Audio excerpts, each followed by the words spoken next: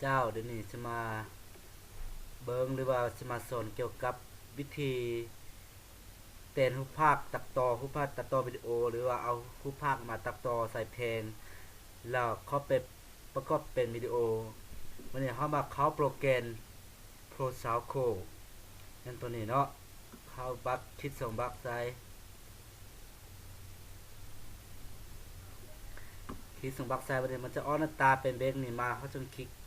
มาคุณนี้ตัวนี้จะบ่มีหยังแล้ววันนี้รูปภาพตัวนี้แม่นเที่ยวที่เขาจะเอารูปภาพมาใส่เป็นภาพเป็นภาพต่อไปแล้วแถวตัวนี้แม่นเขาจะเอาเพลงมาใส่วันนี้เขาจะเลือกเพลงอยู่ในคอมพิวเตอร์ของเขาจะเบิ่งแถวนี้เมนูนี่เขาเบิ่งว่าคอมพิวเตอร์เขาสักรูปภาพแถวนี้เมนูหรือว่าเพลงหรือรูปภาพตีอยู่ในเมนูครับอยู่บนใดก็เทคเอาบายคลิกนี่แล้วรูปภาพหรือจับมาอยู่นี่เขาต้องการตัวใดเขาก็เดินมาใส่วันนี้เขาเดินเพลงตัวนี้มาใส่เขาเดินเพลงตัวนี้มาใส่อยู่แถวนี้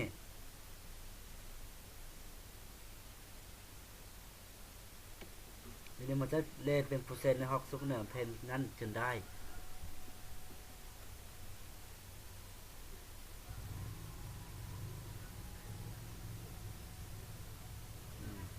วันนี้เขาเลือกทุกภาคที่ต้องการเอามาใส่นี่นะเอาตัวใดก็ได้ตัวที่เขาต้องการเอามาใส่ตัวนี้ดึงมาใส่อยู่นี่แล้วเขาจะเปลี่ยนตัวเลขหรือว่าให้พวกภาพตัวนี้มันซากหรือบางไวถ้ามันซากไปเขาต้องเปลี่ยนตัวนี้เป็นเลขใหญ่เป็นเลข8เนาะเลข8ก็ได้เลข9ก็ได้เลข9เลข9เขาจึงปรับพวกภาพนี้ให้มันสลายหรือมันให้มันเข้ามามอที่ส่งบักใส่มันจะออกมาแบบนี้แล้วเขาต้องการให้มันใหญ่ตัวนี้มีตัวที่1ตัวนี้มีตัวที่1แล้วเขาปักไปแล้วมันจะใหญ่มันปลายแล้วมันจะใหญ่ขึ้นเกิดเทคเอาตัวนี้แล้วก็คลิกไปจับตัวนี้ดึงไปแล้วมันจะใหญ่มาจะใหญ่มาแบบนี้หลังจากนั้นเขาก็คลิกโอเคถ้าเขาสิใส่ตัวหนังสือก็เขียนเท็กซ์ใส่นี่แล้วเขียนตัวหนังสือก็มาคลิกใส่นี่ก็เขียนใส่เลย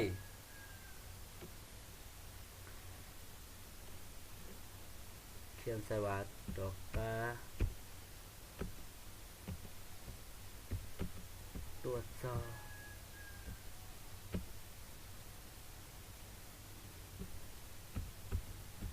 เขาเนรูโจ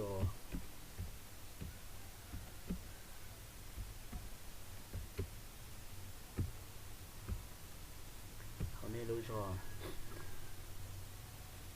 จักมันเดินมาเขาจะเปลี่ยนสีเขาต้องเข้าตัวนี้เซตนี่แล้วเปลี่ยนสีกับเปลี่ยนเอาเข้าไปตัวนี้อย่าเอาสีเวียกได้ก็ได้ตามใจมาก็เซตโคลเลอร์แล้วกับตัวนี้กับแม่คือกันเขาจะปักสีกันปักให้มันงาม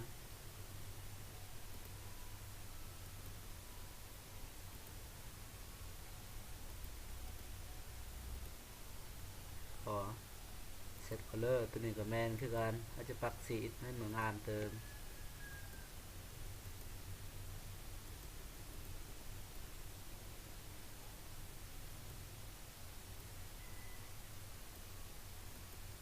แล้วก็เซตคัลเลอร์สีตัวนี้บวงามไปเขาจะปักไหม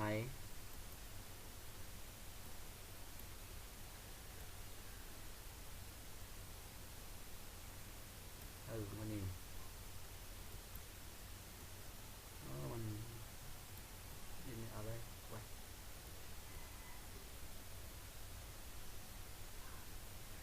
เ เขาต้องการผ้าสลายทีมันจัก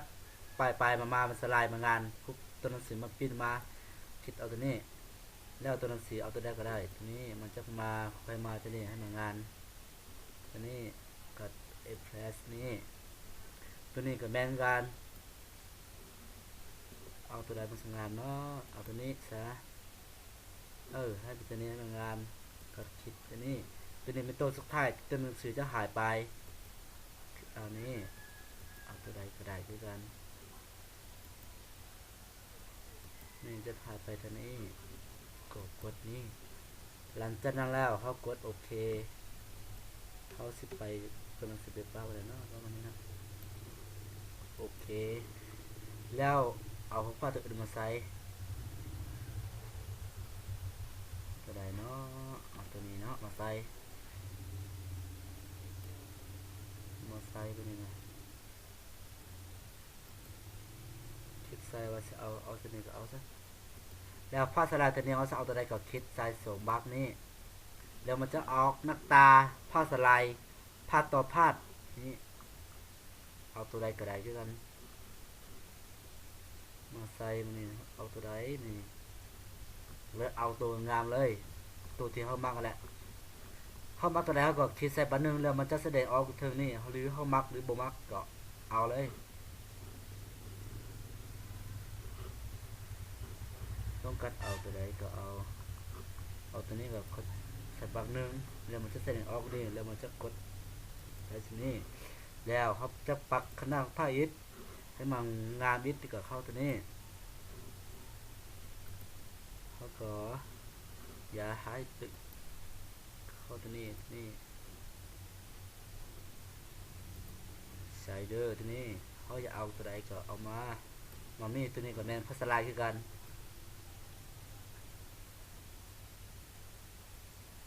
เขาเลือกเอาตัวที่เขามักเลยมีลายสุดความลายของมันเขาคิดเธอตัวนึงมันจะแสดงถึงเธอดิวเที่ยวนี้เขาก็กด F8 นี่ก็โอเคมันจะโซอยู่นี่เลยแล้วเขาจะเปิดเบิ้งว่ามันสิงานบ่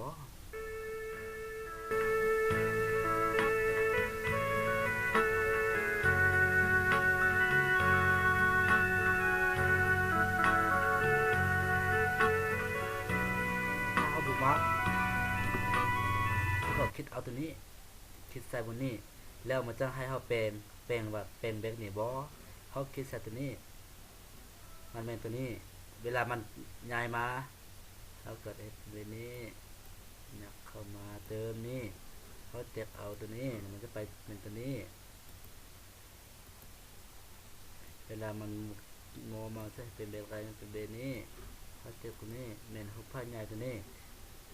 เขาบักแล้วเขาก็กดโอเคเขาลงเปิดเบิ้ง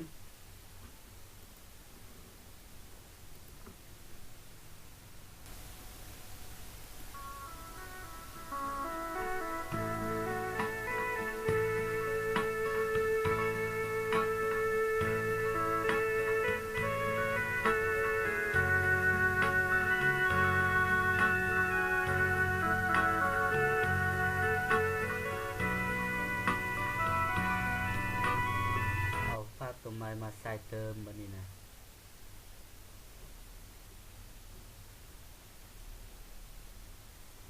ตัวนี้มันเดินมาใส่เขาคิดส่งบักแล้วมันจะออกแบบนี้เขาจะเปลี่ยนเดินมาให้มันใหญ่นะก็โอเคเขาจะเปลี่ยนผ้าสลายตัวนี้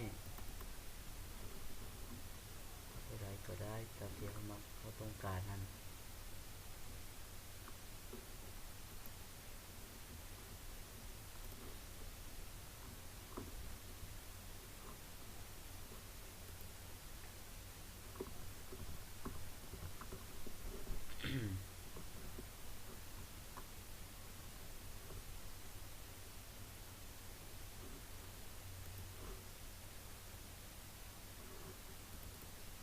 ที่สมบัติใส่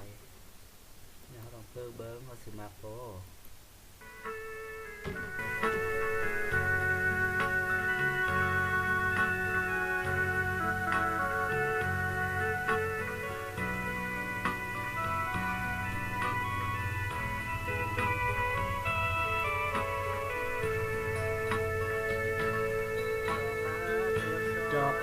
ตรวจสอบเจ้าเฮานำทางเจ็ดเลขห้าเลขหกนี่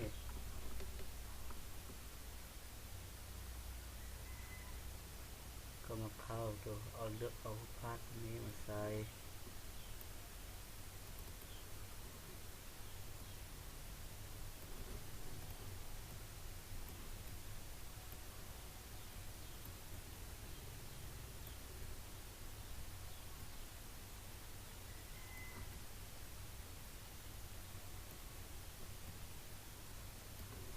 จากนั้นก็โอเคเอาตัวใดเนาะวันนี้นะเอาต้นนั้นต้นนี้ใส่มันก็เหมาะสมกับนี้ใส่สิลองเพิ่มเบิ้ม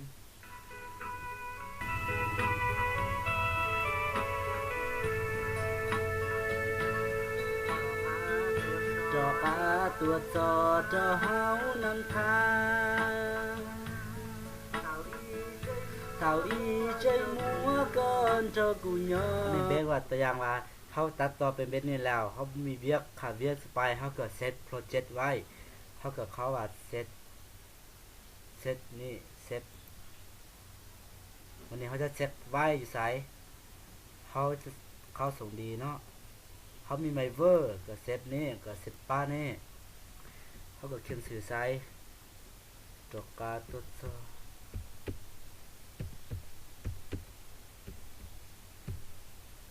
การตรวจสอบ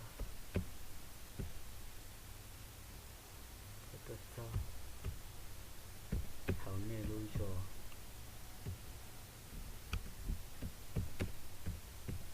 เขาเนี่ยรู้โชว์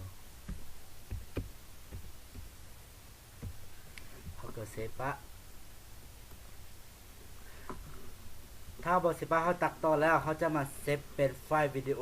กับเขาตัวนี้เป็นนูสุดท้ายตัวนี้เข้าตัวนี้แล้วเขาก็มาเข้าวิดีโอไฟล์เขาจะน่ามากดคลิกเอาตัวนี้